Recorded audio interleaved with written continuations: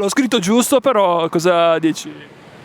No, Mike, purtroppo no. Ti faccio vedere come si scrive Savona. Allora, vedi la S, poi apostrofo V, Ona. La S va sibillata come dei ramarri in calore.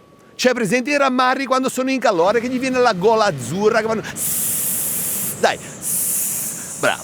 Poi bisogna piantare una bella V. V. Forte, V.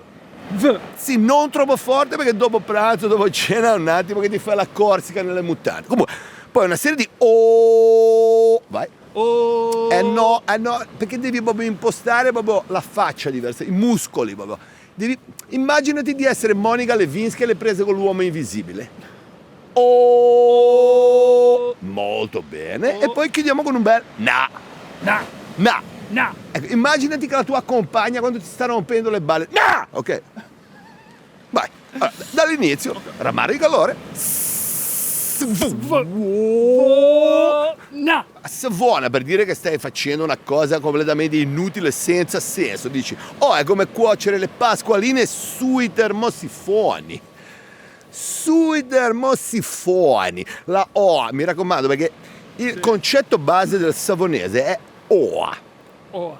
Bravo. Cosa significa oa? Un belino di niente.